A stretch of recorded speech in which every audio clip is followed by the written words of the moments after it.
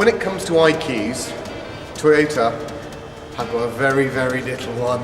And to be fair, thankfully, none of those people worked on this car, the new Toyota IQ. It is a super funky, ultra stylish city car.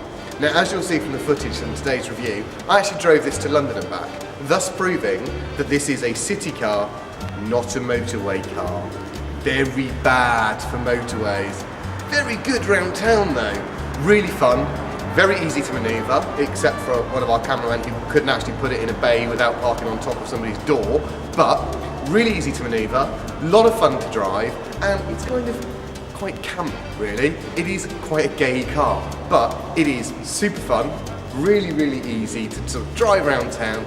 The suspension's not fantastic, it won't break your back, but it also won't give you a really comfortable ride. You wouldn't want to put an egg in a bowl, let's put it that way.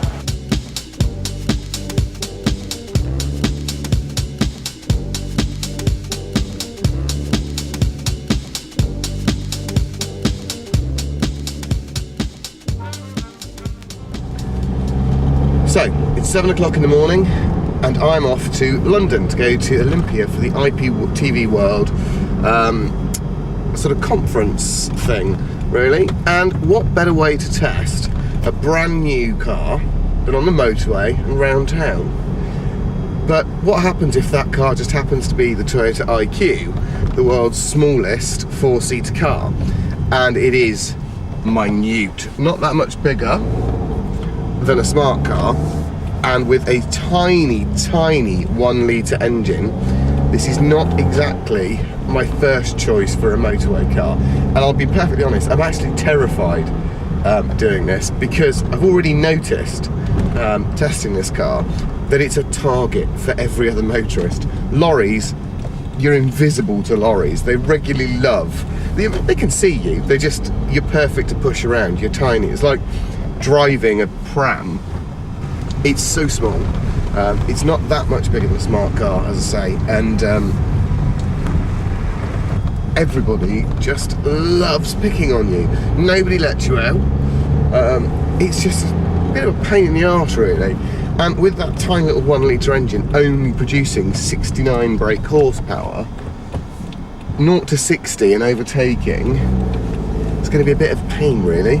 Seeing as 0 to 60 is 14 point something seconds. I mean, got 14 point, I mean, we don't really need the last digit, do we? 14 seconds to overtake something.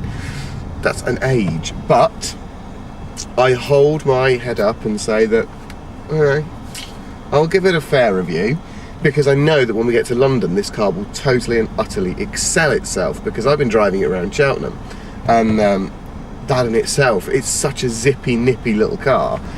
Flying out of anywhere, park anywhere, it's brilliant. So the town's not a problem. It's that huge stretch of tarmac called the M4 between them that worries me the most, because I don't like small cars on motorways, and I especially don't like 1 litre small cars on motorways. Never mind the smallest four-seater car with a 1 litre engine on a motorway. Hey ho. Well, it's 8:30 and I've been driving for nearly an hour now. I've made the cross-country route on the A417, which is very fast dual carriageway, and fallen foul to 2 of the biggest problems with this car, which is this ridiculous beam here. And obviously it's got to be there for the integrity of the car, with the tiny little porthole window behind it to give you your rear visibility. Is a huge black spot. You can't see anything that's there at all. I mean, I've checked out my shoulder, I've looked at my wing mirror, nothing's there, and as you pull across, suddenly you hear a great big horn, and there's a giant bloody Volvo estate sat there, who's been there all the time, you just can't see it. Which is, for a small car, a huge, huge downfall. The last thing you want in a car this size is a side or rear impact. You are less than 2 foot away from the rear, from the back of the car, and that's what worries me about small cars. It doesn't matter how focused you are, and this is the other problem, is this car is, I'm finding it quite hard work, it's quite tiring, there's a lot of concentration. There's a lot of heavy wind today, which isn't helping the test, because obviously, being such a small car, being so slab-sided, it really is getting blown around a lot, so you find that you really have to pay attention to where you're going. The other thing that doesn't help the concentration is the Toyota Optimal Drive gear shift system, which baffles me as to its logic. Round town it's got you in 5th gear at 30 and the engine's nearly stalling, and if you change down it flashes at you, change up, what are you doing, I will die.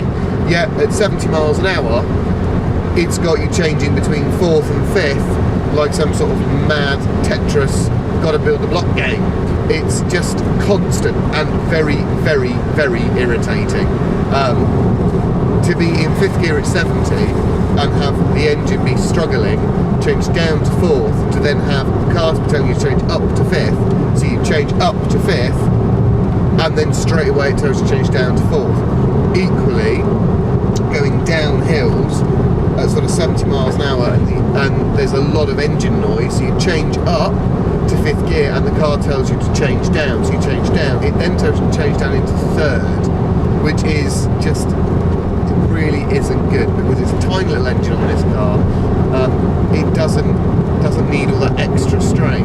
The one thing that does kind of freak me out a little bit is the fact that the exhaust, I can hear the exhausts, which isn't necessarily good. And when the rear wheels go through a puddle, I can hear it splashing underneath the car, because I am so low to the ground and I am so close to the rear wheels of the car as well as the front that it's kind of a bit freaky. But in general, it's actually a really pleasant drive on the motorway. It handles itself very well. It's very comfortable, without a shadow of a doubt. I mean, I'm finding normally in cars this size after about an hour, I'm crippled and I want to get out. I want to get out, have a coffee, forget what I'm in. But none of that with the iGo. But none of that with the IQ. I think it's the clever seating position. It's kind of like being sat in a van driving this. The only one other issue is that my foot is too big to fit on the clutch foot rest next to the clutch pedal, so I've actually got to sit it in the middle of the floor, which is no biggie really, but I just know that's going to give me some knee problems later, because I've had my knee bent at a funny angle to be comfortable. But overall, so far, I really, really like the car. It's actually quite capable. I'm tanking along now, keeping up with everything else, and now the wind's died down, I'm not being blown all over the place. Yeah, it's more than doable.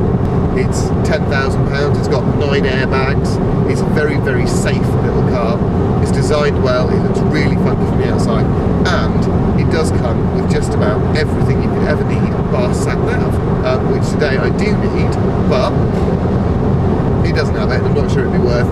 I don't actually know where you'd put it actually. There's not enough room in this car anymore to put anything else. You do suffer with interior space. Now I've actually put the back seats down in this car, so it's now a 2-seater with a boot. Mainly because I've got some luggage with me today, and there's just not enough space to have my luggage, because there is no boot with the rear seater. Nothing whatsoever. Nothing.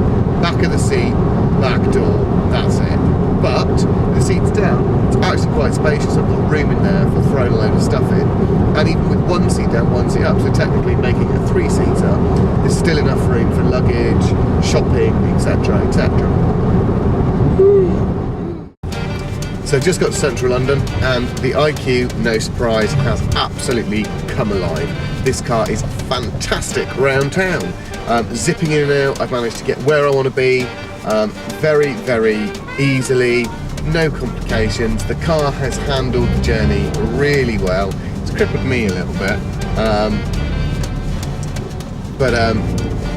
but in general the car has got me to London, and now it's sort of doing what it's meant to do. It's being a city car. It's coping with tiny little streets, heavy traffic, zipping in and out of places, and just getting me where I need to be, which is what you want in a tiny little micro city car.